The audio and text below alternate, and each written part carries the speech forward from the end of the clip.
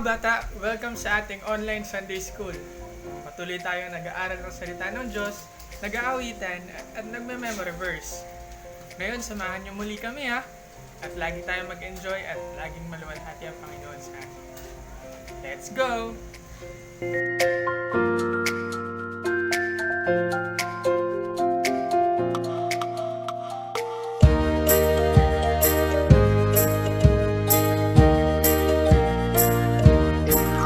With Christ in the vessel we can smile at the storm, smile at the storm, smile at the storm. With Christ in the vessel we can smile at the storm as we go sailing home.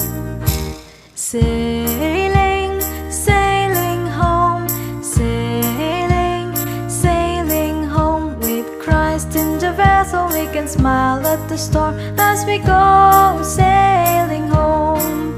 With Christ in the vessel we can smile at the storm as we go sailing home. With Christ in the vessel we can at the storm, at the storm, at the storm. With Christ in the vessel we can at the storm as we go sailing home. Sailing, sailing home, sailing, sailing home. With Christ in the vessel we can at the storm as we go sailing home. Sailing, sailing home, sailing, sailing home. With Christ in the vessel we can smile at the storm as we go sailing home.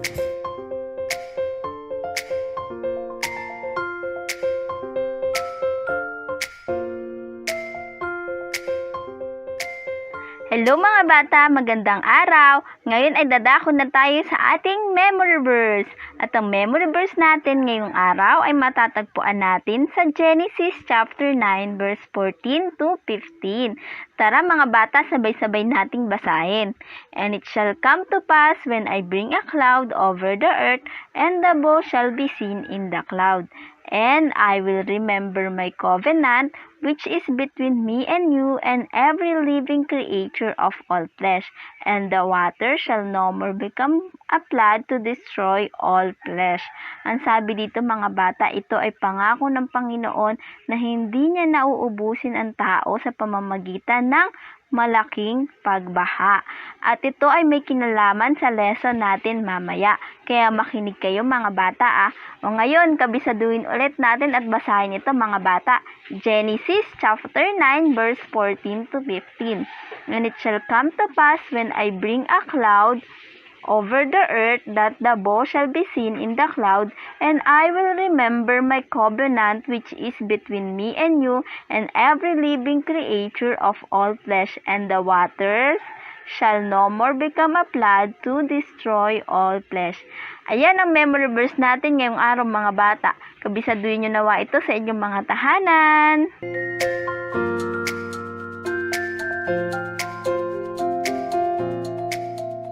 Magandang araw mga bata, dadako na tayo sa ating aralin. Ang ating lesson ay matatagpuan sa Genesis chapter 6 up to chapter 9. Ang title ng ating lesson ay The Spread of Sin to Noah o ang pagkalat ng kasalanan part 2 sa buhay naman ni Noah. Ano ang inyong nakikita sa ating larawan mga bata? Tama, isang rainbow o bahaghari. Ang bahaghari ay isang makulay na kurba na nakikita madalas pagkatapos ng ulan. May iba't iba itong kulay gaya ng red, orange, yellow, violet, indigo at iba pa. Alam niyo ba ang tunay na ibig sabihin ng rainbow? Alamin natin ang tunay na kahulugan nito na naaayon sa Biblia. Kung inyong matatandaan na pag-aralan natin ang paglikha ng mundo kina Adan at Eva at sila nga ay nagkaanak, si Cain at si Abel at dumami pa ang tao. At hindi nga nagtagal, dumami ang mga tao sa mundo. Sa pagdami ng tao, kumalat din ang kasalanan, hindi lang mula kina Adan at Eva at sa kanilang mga anak, kundi sa bawat salinlahi. Kahit na ang tao'y nilikha sa larawan ng Diyos, sila pa rin ay sumaway sa Kanya. Naging marahas sila sa isa't isa at na makita ng Diyos na ang ginagawa ng mga tao sa mundo ay puro kasamaan na lamang at ang palagi nilang iniisip ay masama, nang hinayang siyang ginawa pa niya ang mga tao sa mundo. Labis ang kalungkutan ng Diyos, kaya sinabi niya kay Noah, lilipulin ko ang lahat ng taong nilikha ko sa buong lupain at lilipulin ko rin ang lahat ng hayop sa lupa dahil nanghihinayang ako sa paglikha sa kanila. Pero may isang taong kinalugdan ng Diyos, siya ay si Noah. Si Noah ay may malapit na relasyon sa Diyos at siya lamang ang namumuhay na matuwid noon. Ayan si Noah at ang mararahas ng mga tao ng panahon na iyon. Kaya sinabi ng Diyos kay Noah, lilipulin ko ang lahat ng tao, pababahain ko ang mundo para malipol ang lahat ng nabubuhay. Mamamatay ang lahat ng nasa mundo, pero may plano ako para maligtas ka at ang pamilya mo. Pangako ko ito sa iyo. At sinabihan nga si Noah ng Diyos na gumawa ng isang barko o arko. Kung gaano ito kalaki at kung ano ang itsura nito ay sinabi rin ng Diyos. Sabi pa nga niya, gumawa ka ng isang barko na may kwarto para sa iyo at sa mga hayop na ililigtas ko.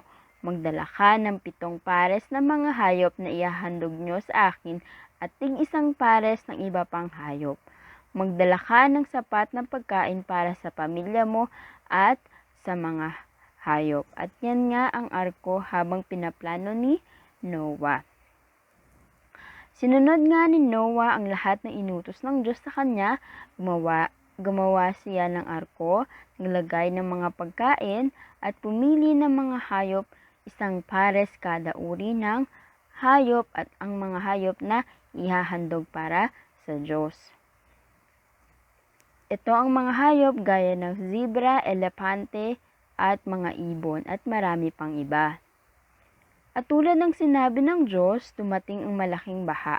Naglabasan ang mga tubig mula sa lupa at bumuhos ang malakas na ulan. Nang dumating na ang tubig, pumasok na si Noah at ang kanyang pamilya sa barko. Sa pagbuhos ng malakas na ulan, tumaas ang baha hanggang nalubog ang pinakamataas na bundok.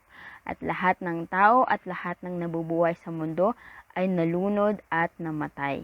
Maliban lamang sa mga nasa loob ng barko dahil hindi sila naniwala sa mga sinabi ni Noah. Tumila ang ulan at tumigil ang arko sa ibabaw ng bundok ng Ararat. Yan ang arko sa ibabaw ng bundok Ararat. Upang malaman naman kung tuluyan ng humupa ang tubig sa lupa, binuksan ni Noah ang bintana ng arko at nagpakawala siya ng uwak at ang uwak ay nagpalipad-lipad lamang. Kaya ang ginawa ni Noah, nagpakawala ulit siya ng kalapate at nang walang madapuan ng kalapate, bumalik ito sa arko. At naghintay pa si Noah at pagkatapos ng 7 araw, nagpalipad ulit siya ng kalapate at bumalik ng may dahon ng olibo o olive leaf sa kanyang tuka. At nalaman nga ni Noah na humuhupa na ang tubig. Pagkatapos ng 7 araw, pinakawalan ulit niya ang kalapate at hindi na ulit ito nagbalik. Ibig sabihin, unti-unti nang natutuyo ang lupa na mula sa baha. Tumigil ang ulan pagkatapos ng 40 araw at pagkatapos ng halos 1 taon nang magsimulang umulan, humupa na nga ang baha at lumabas na sa barko si Noah at ang kanyang pamilya pati na rin ang mga hayop. Paglabas nila, gumawa si Noah ng altar para sa Diyos, pumili ng mga malilinis na hayop para ihandog at sinunog niya ito sa altar bilang handog sa Diyos, bilang pasasalamat at pagsamba sa Kanya. Natuwa ang Diyos sa handog ni Noah at sinabi, hindi ko na muling susumpain ang lupa dahil sa ginawa ng tao, kahit alam kong makasalanan ang tao mula ng bata pa siya. Pinagpala ng Diyos si Noah at ang kanyang mga anak at sinabing sila'y magpakarami at muling punuin ang mundo ng mga tao. At dagdag pa ng Diyos, bilang palatandaan ng kasunduan ko sa inyo at sa mga hayop, maglalagay ako ng baghari sa ulap. Tuwing lilitaw ang baghari sa mga ulap, aalalahanin ko agad ang walang hanggang kasunduan ko sa lahat ng uri ng nilika na namubuhay sa mundo. Pinadala niya o pinakita niya ang rainbow bilang paalala ng pangako ng Diyos na hindi na niya lilipulin o uubusin ng tao sa pamamagitan ng malaking baha. Ano ang ating natutunan mga bata? Nalaman natin na napopuot pala ang Diyos sa kasalanan at matindi ang kahahantungan ng tao dahil dito. Sa kabila ng pagiging makasalanan ng tao, ang Diyos ay mabuti at mabiyaya. Pinili niya si Noah upang patuloy na mabuhay at magpakarami ng tao sa mundo kasama ang kanyang pamilya. Nakita natin ang kabutihan ng Diyos. Katulad sa atin, tayo ay makasalanan.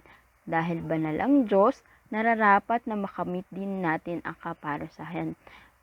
Ngunit dahil mabiyaya at mabuti ang Diyos, at siya ay minahal niya tayo, sinugo niya si Kristo na matay sa krus, siya ay naghirap, ipinako, namatay, inilibing at muling nabuhay. Sabi ng Diyos, ang sino mang sasampalataya kay Kristo bilang Panginoon at tagapagligtas, magsisisi sa kanyang kasalanan, ay hindi naman papahamak kundi magkakaroon ng buhay na walang hanggan. At ang ating memory verse sa araw na ito ay matatagpuan sa Genesis chapter 9 verses 14 to 15.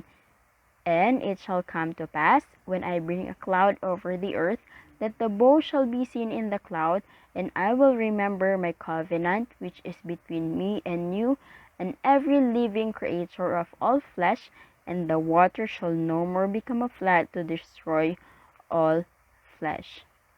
Sabi nga, sa tuwing gagawin kong maulap ang langit at lilitaw ang bahaghari, aalalahanin ko agad ang kasunduan ko sa inyo at sa lahat ng uri ng hayop na hindi ko nalilipulin o uubusin ang lahat ng may buhay sa pamamagitan ng baha, gaya ng sinabi ng Diyos, o ito ang sinabi ng Diyos kay Noah bilang paalala o tanda na kanyang pangako. At yan nga ang ating aralin sa araw na ito. Nawa may natutunan kayo mga bata. Hanggang sa susunod natin pag-aaral. Paalam! Hi mga bata! Salamat sa inyong pakikinig sa ating online Sunday School. At ngayon naman, tayo ay magtatapos sa isang panalangin. Lord Panginoon, salamat po sa pag-iingat, sa provisions niyo po sa aming Panginoon. Salamat din po at kami po ay nakakapagpatuloy ng mga gawain niyo. Bilangin po namin na matapos na po itong pandemyang ito para po kami ay sama-sama makapanambahan sa inyong Panginoon. Sa inyo po ang papulit pa sa salamat. In Jesus' name we pray. Amen.